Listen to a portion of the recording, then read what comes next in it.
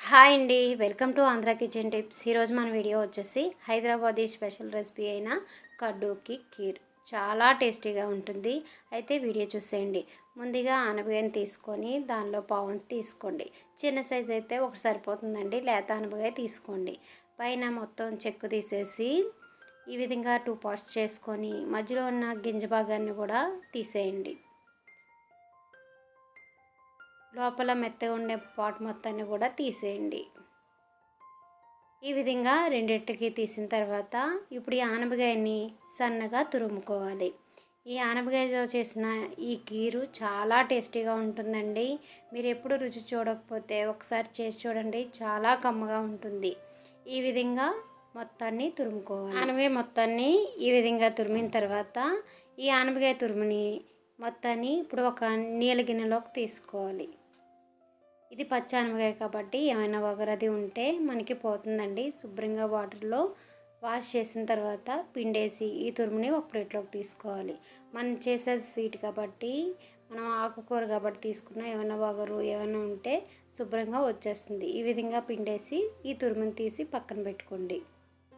ఈ విధంగా ఆనపకాయ తురుముని పిండేసి పక్కన ఉంచండి. ఇప్పుడు స్టవ్ వెలిగించి కళాయి పెట్టుకొని దీనిలో 2-3 స్పూన్ల వరకు నెయ్యి వేసుకోండి. నెయ్యి బాగా కాగిన తర్వాత దీనిలో జీడిపప్పు పలుకులు, పుచ్చిపప్పు, ఇది కంప్లీట్గా ఆప్షనల్ అండి, ఉంటే వేసుకోండి లేకపోతే స్కిప్ చేసేయండి. తర్వాత బాదం పప్పు పలుకులు కూడా వేసుకొని వీటన్నిటిని దోరగా వేయించుకోవాలి. ఇవి కొద్దిగా కలర్ చేంజ్ అయిన తర్వాత, లైట్గా కలర్ చేంజ్ అయితే సరిపోతుందండి. ఈ విధంగా కలర్ చేంజ్ అయిన తర్వాత మనం ముందుగా రెడీ చేసుకున్న ఆనపకాయ తురుముని కూడా వేసుకొని దోరగా వేయించుకోవాలి. అంటే పచ్చివాసన పోయి అది మెత్తబడి నేతిలో బాగా వేయించాలి. పచ్చివాసన పోయి నెయ్యి స్మెల్ బాగా రావాలి. ఇంచుమించు వేయించడానికి 3-4 నిమిషాలు పడుతుంది. ఈ వేయించే లోపల మనం పక్కని పాలు 1/2 లీటర్ వరకు వేసుకొని మరగనివ్వాలి. పాలు ఇలా పొంగులు వచ్చినప్పుడు స్టవ్ ఆఫ్ చేసేసి పక్కన ఉంచండి. ఇప్పుడు మనకి ఆనపకాయ తురుము మెత్తగా మగ్గిందండి, పచ్చివాసన మొత్తం పోయింది. చూసారు కదా, ఈ స్టేజ్లో మరిగించిన పాలు మొత్తాన్ని వేసేసుకోండి. పాలు వేసిన తర్వాత కూడా 2-3 నిమిషాల పాటు ఉడకనివ్వాలి. కంటిన్యూస్గా కలుపుతూ ఉడకనివ్వండి.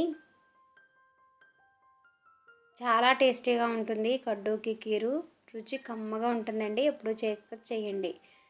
ముందుగా నానబెట్టిన సగ్గుబియ్యాన్ని 3-4 స్పూన్ల వరకు వేసుకోండి. సగ్గుబియ్యం వేయడం వల్ల ఇంకా టేస్ట్ బాగుంటుంది, చిక్కగా కూడా వస్తుంది. ఇప్పుడు సగ్గుబియ్యం వేసిన తర్వాత మరో 4 నిమిషాల పాటు ఉడికినివ్వాలి. కంటిన్యూస్గా కలుపుతూ ఉడికించాలి. సగ్గుబియ్యం వేసాం కాబట్టి అడుగు అంటిపోతూ ఉంటుంది. కలుపుతూ ఉండండి. కొద్దిసేపటికే చిక్కబడి సగ్గుబియ్యం బాగా ఉడుకుతాయి.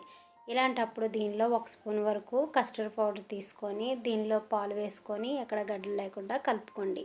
కస్టర్డ్ పౌడర్ వేయడం వల్ల ఆ ఫ్లేవరు ఈ కీర్కి చాలా టేస్ట్ని ఇస్తుందండి. కస్టర్డ్ పౌడర్ లేకపోతే స్కిప్ చేసేయండి, ఉంటే ఖచ్చితంగా వేసుకోండి. ఎక్కడ గడ్డలు లేకుండా కలుపుకోండి. ఇలా కలిపిన తర్వాత ఆ కస్టర్డ్ పౌడర్ మిశ్రమాన్ని కూడా వేసి కంటిన్యూస్గా కలుపుకోండి. మంచి కలర్ని, మంచి స్ట్రక్చర్ని కూడా ఇస్తుంది. చాలా టేస్టీగా ఉంటుంది కీరు. ఈ విధంగా కలిపి ఇంకో 2 నిమిషాల పాటు ఉడకనివ్వాలి.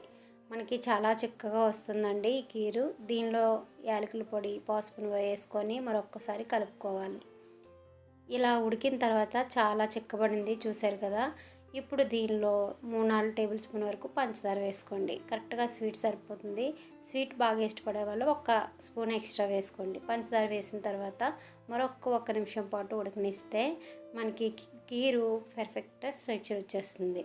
ఇప్పుడు దీనిలో రవ్వంతా గ్రీన్ ఫుడ్ కలర్ వేసుకోండి. ఇక్కడ సొరకాయ కీర్ కాబట్టి గ్రీన్ కలర్లో ఉంటేనే ఇది బాగుంటుందండి కడ్డూకా కీరు.